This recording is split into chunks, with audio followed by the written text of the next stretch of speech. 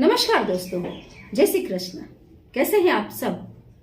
उम्मीद करती हूँ खुश होंगे, सुखी होंगे, संपन्न होंगे। कुछ लोग दोस्तों ये प्रॉब्लम बार बार शेयर कर रहे हैं कि हमारे परिवार के अंदर हमारी आपस में बनती नहीं है, लड़ाई झगड़े होते रहते हैं। मतलब परिवार के जो मेंबर्स हैं उनके बीच में अंडरस्टैंडिंग नहीं है। घर में पैसे आते हैं पर टिकते नहीं हैं, हमारी वैल्यू कम है, घर के मेंबर एक मत नहीं हो पाते हैं। दोस्तों, यदि आपके चंद्र अच्छे हैं, मैंने जो भी वीडियो सोमवार के दिन की बनाई है आप उसे देखें। सबसे पहले तो सोमवार के जो भी मैं उपाय बताती हूँ वो तमाम उपाय घर के अंदर प्रेम लाने के हैं, लोगों के बीच में सद्भावना पैदा करने के हैं, मन में खुशी लाने के हैं, अंडरस्टैंडिंग बढ़ाने वाले हैं। और गुरुवार वाली वीडियो, क्योंकि गुरुवार के दिन जो उपाय बताती हूँ उससे सद्बुद्धि आती है। परिवार के लोग एक दूसरे का मान सम्मान करते हैं, बाहर के लोगों का भी मान सम्मान करेंगे, घर में धार्मिक कार्य होंगे, पूजा पाठ में मन लगने लग जाएगा, किसी का भी गलत नहीं सोचेंगे, उनके अंदर कटाक्ष की भावना नहीं आएगी। जब आप अंदर से शुद्ध हैं, अंदर से सरल हैं, तो आप शुद्ध और सरल लोगों से ही मिलेंगे। आप देखना दोस्तों, जो इंसान जिस नेचर के हैं वो आपस में मिलते जाते हैं। अच्छे अच्छे जो लोग हैं, जो सरल हैं, सीधे हैं, वैसे लोग एक तरफ हो जाते हैं। और जितने दुष्ट प्रकृति के लोग हैं अपने आप एक तरफ होते हैं। पानी जब बहता है तो अपने आप कचरा एक तरफ इकट्ठा होकर के जमा हो जाता है, उसको कोई अलग करने नहीं जाता। बहते हुए पानी में शुद्ध निर्मल जो जल बह रहा है उसके अंदर कचरा रह नहीं पाता। यदि कचरा गिर भी गया है, एक डोल भी आप कूड़ा करकट डाल दो, वो उसमें गिरेगा और उसके बाद में अपने आप लहरों की गति, पवन की गति से कचरा एक तरफ हो जाता है। ऐसे ही जो दुष्ट लोग हैं वो अपने आप एक तरफ हो जाते हैं, चाहे वो परिवार के हों, चाहे समाज के हों। जहां ढेर सारे कौवे होंगे उनके बीच में कभी हंस नहीं बैठेगा।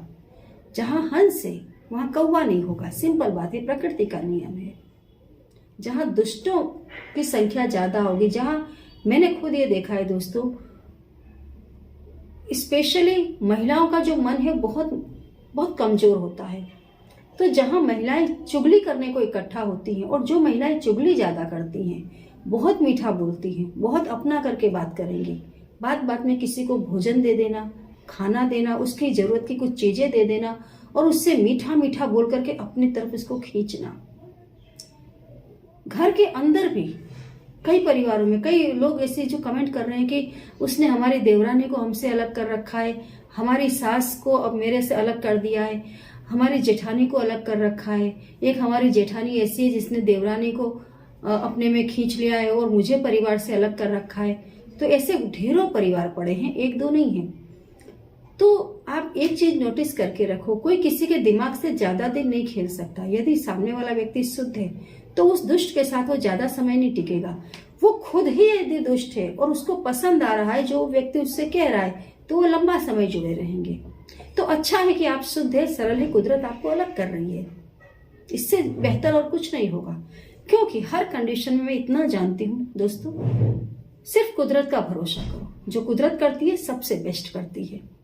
उसे पता है किसको कहाँ किसके साथ रखना है, किसको कहाँ से कैसे हटा लेना है मुझे, है ना। कचरा हमेशा पानी में से बह करके एक तरफ ही जाता है। ऐसे दुष्ट लोग अपने आप एक तरफ हो जाते हैं। अच्छा व्यक्ति है वहां से हट जाता है, क्योंकि उसे आगे बढ़ना है। परिवार में यदि ऐसा कुछ है, आप चाहते हैं कि नहीं सबके बीच में भरपूर प्रेम बना रहे, लोग एक दूसरे की इज्जत करें, एक दूसरे की बात माने, गुरुवार के दिन आप इस क्रिया को करें। गुरुवार मतलब ज्यादा नहीं तो 3 गुरुवार आप इस क्रिया को कर लें। आप देखेंगे परिवार के मेंबर्स के बीच में जबरदस्त प्रेम बढ़ने लग जाएगा।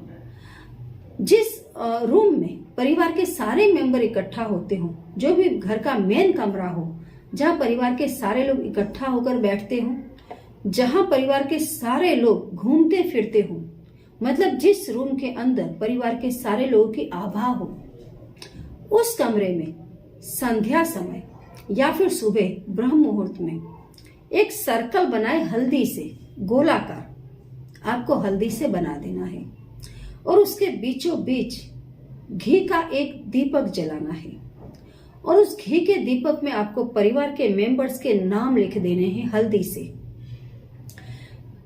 यदि मेंबर ज्यादा है, दिए के अंदर उनके नाम नहीं आ पा रहे हैं, तो आप एक कागज ले लें और उस कागज में हल्दी से सबके नाम लिखें। उस कागज को फोल्ड करें, नीचे रख दे और उसके ऊपर दिया जलाकर रख दे। पूरा दिन इसको रखा रहने दे दिए को, मतलब जितनी भी देर जलता है। अगर पूरा दिन जला सकते हैं आप तो बहुत बेस्ट है, नहीं जला सकते तो सुबह शाम 2 टाइम आप जला दे, या तो सुबह जला दे या शाम के टाइम आप उसको जला दे। भले आधे घंटे के लिए जलाएं या 1 घंटे के लिए जला दें, दीपक को आप जरूर जलाएं।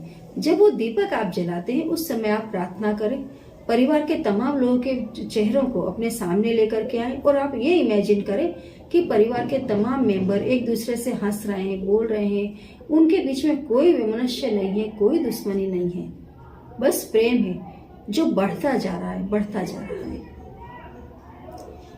3 गुरुवार आप इस उपाय को कर लें दोस्तों, बहुत बढ़िया रिजल्ट आएगा। 3 गुरुवार जब आप इस उपाय को कर लें तो तीसरे गुरुवार को जो कागज यदि आपने यूज किया है और जो दिया है उसको आप पीपल के पेड़ के नीचे गाड़ करके आ जाए।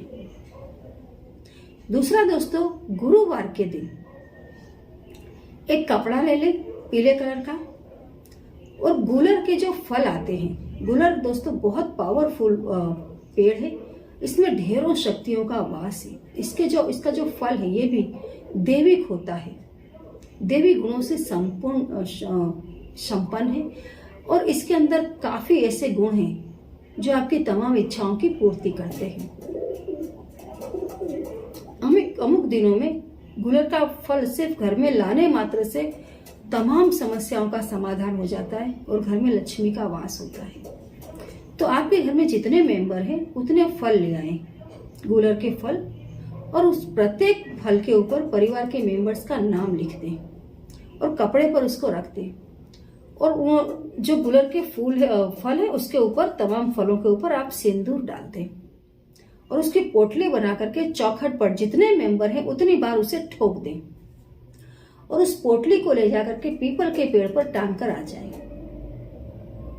तमाम मेंबर्स के बीच में प्रेम बढ़ने लग जाएगा। जहां दोस्तों प्रेम है, जहां लोग एक दूसरे की मान रहे हैं, वहां दोस्तों लक्ष्मी अपने आप आती है। जहां सुमति तहां संपत्ति नाना, जहां कुमति तहां विपत्ति निदाना। और ये भी दोस्तों बहुत सही बात है, जहां राम जैसे राम थे वहां पर भी एक मंथरा थी। हर घर में, हर परिवार में मंथराएं होती हैं जो पूरे परिवार को अलग करने की कोशिश करती है सिर्फ अपने स्वार्थ के लिए, और ये कर्म उन्हें नरक में लेकर जाता है। एक दिन उनकी बड़ी दुर्दशा होती है। कभी ऐसे लोगों को देख करके अपने आप को निराश ना करें, डिप्रेशन में ना जाएं,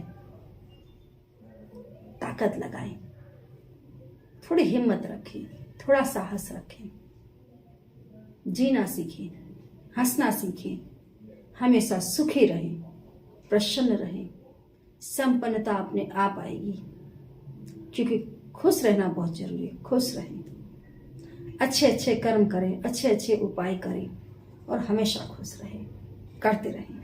जय श्री कृष्ण।